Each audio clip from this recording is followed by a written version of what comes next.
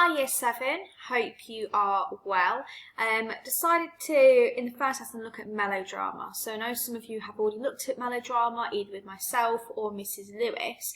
A really good genre to know about in drama, and something that will become really handy when you come to GCSE if you choose to take drama that far.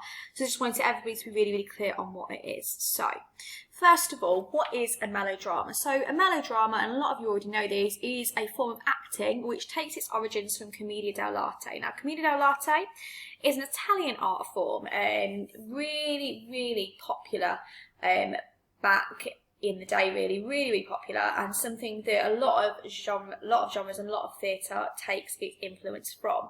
So it's an Italian art form, originated in Italy, and it's very physically extravagant. So a lot of drama, as you get into the later years, will have a lot more physicality, so using your body language, using your facial expressions, and using that gesture, that non-verbal communication, that's really going to help to improve performances as you go forward. So commedia dell'arte is a really important form of drama. It really was popular with audiences in the 16th to 18th century, so quite a long time ago really, but it's based on stock characters that a lot of TV shows, films, plays that you see today will have those stock characters that their characters are based upon. So it's very comedic, so there's a lot of comedy in it. It should be very funny to watch.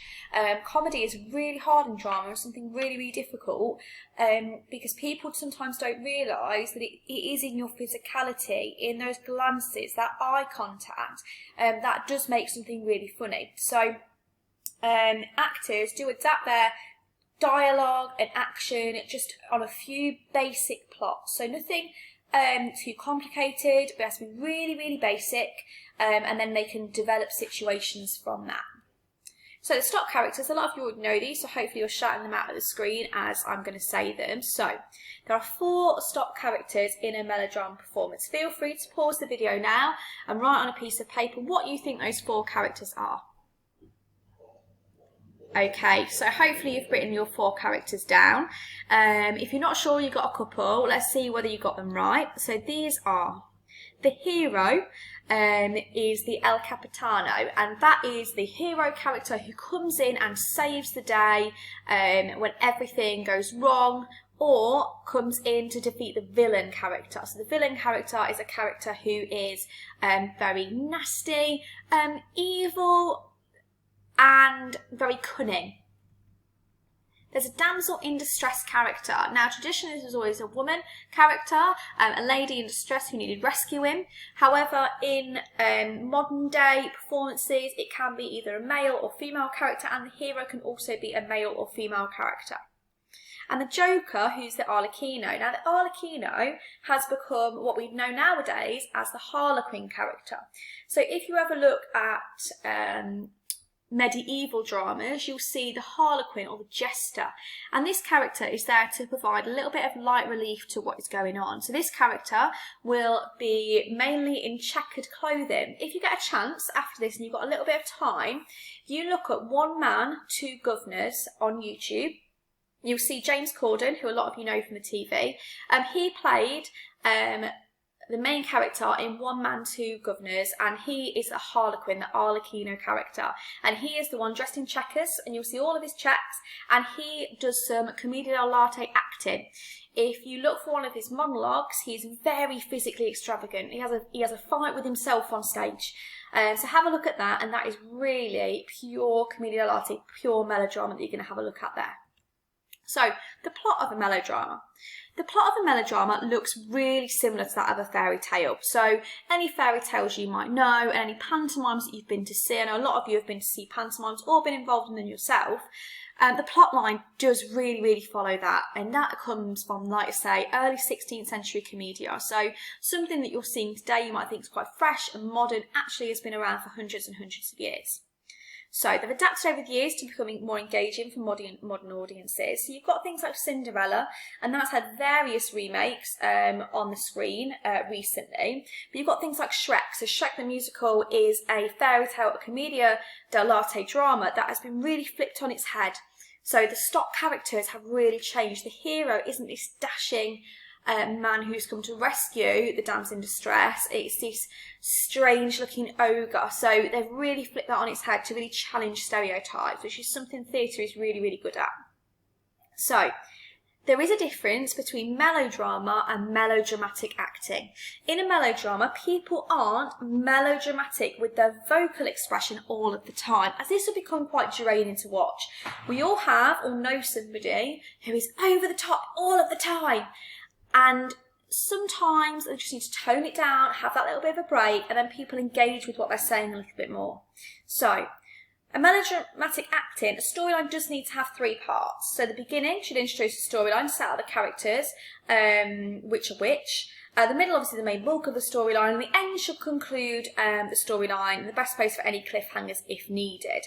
So when you are doing a melodrama, you need to make sure that your storyline is following a structure. Within that, you need to figure out where those really pieces of over-the-top, exaggerated acting need to be. And they're the moments where you've got to put your best physically extravagant acting in to really engage the audience and get them with you. Because in drama, that's what we're trying to do. We're trying to engage the audience. When you watch something on the TV, you want that to hook you. You want to be engaged in what you're seeing. You want to be hooked. And if you're not, you turn it off. And a theatre audience will do exactly the same. So, quick task for you now. Can you write a modern day scene for the following characters? So we've got a hero, a boy or a girl, age approximately 15 years or younger, I don't really mind, and a joker of a similar age, boy or girl. Okay, this will be the middle scene of the story. So you've got her at the beginning, we've introduced the characters, we know who they are. And then this is the middle scene of the story where they're trying to find the damsel in distress but having no luck. So for whatever reason they can't find, they've got no clues, and suddenly they have a lucky break. So you have to decide whether it be the hero has a lucky break or the joker. Could the joker fall on something and happen to see something in the distance that gives them a clue? Have a think about what would be engaging. Is he on his phone and see something on Instagram on someone's story that has the damsel in distress in the background? So have a think now and try and write 10 lines of dialogue for that. So nothing too major, just 10 lines of dialogue, possibly 5 each, and you can include stage directions in the middle of that. So just pause the video now to have a go at doing that. Okay, now you've paused that and now you've had a go at writing your 10 lines of dialogue. Hopefully you've had a think about how to really bring melodrama up to modern day. There's lots of different things you can do, and you can make your gesture over the top to match the lines that you have said. If you have anyone at home, you could perhaps go through those 10 lines of dialogue and see if you can really bring that to life. So melodrama, just a couple of things to remember for you. So the stock characters, you've got 4 stock characters who we looked at the start, who you've written down on your paper. Melodramatic acting, not all the time. Every now and again, throughout your melodrama, over the top, exaggerated acting is definitely what we need.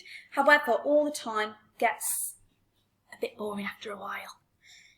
You need to have a really clear storyline. If you don't have a clear storyline in any of your things in drama, you'll lose your audience. And if you lose your audience, that is the biggest mistake we can make. So you need to really make sure that your storyline is so clear that anyone who walks into that room will understand what is going on. Okay, and a clear direction of where the story is going. So we know exactly where the story is going at all times. And always remember, you're performing to an audience, and commedia is about comedy and making them smile. So that is your main job in a melodramatic performance. Okay, that's it for Melodrama Lesson 1. I hope you're all safe and well. I will see you next week for Lesson 2. Thank you, bye.